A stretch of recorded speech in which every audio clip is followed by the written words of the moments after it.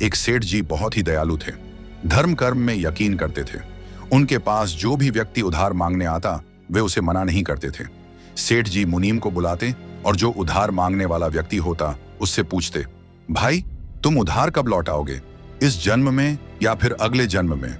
जो लोग ईमानदार होते वो कहते, सेठ जी हम तो इसी जन्म में आपका कर्ज चुकता कर देंगे।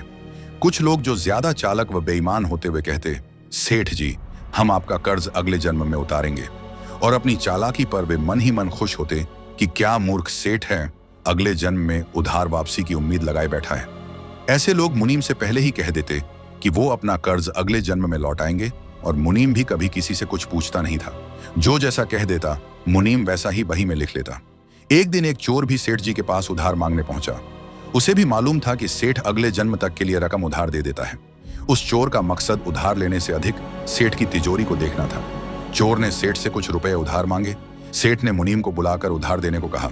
मुनीम ने चोर से पूछा, भाई इस जन्म में लौटाओगे या अगले जन्म में?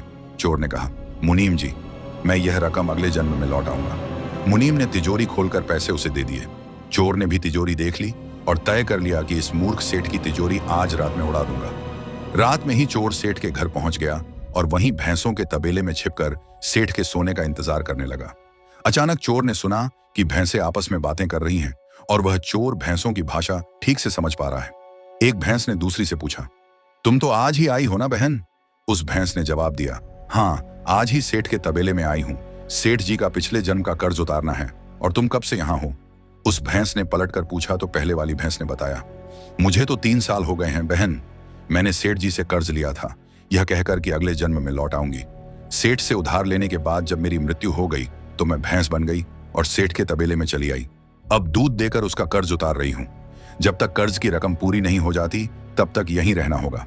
चोर ने जब उन भैंसों की बातें सुनी तो होश उड़ गए और वहां बंधी भैंसों की ओर देखने लगा। वो समझ गया कि उधार चुकाना ही पड़ता है, चाहे इस जन्म में या फिर अगले जन्म में उसे चुकाना ही होगा। वह उल्टे पांव सेठ के घर की ओर भागा और जो कर्ज उसने लिया था उसे फटाफट मुनीम को लौटाकर रजिस्टर से अपना नाम कटवा लिया। हम सब इस दुनिया में इसलिए आते हैं क्योंकि हमें किसी से लेना होता है तो किसी का देना होता है।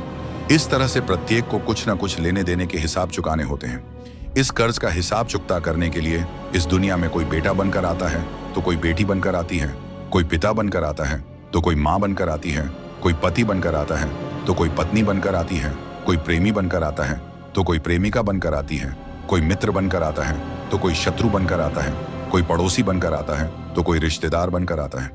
चाहे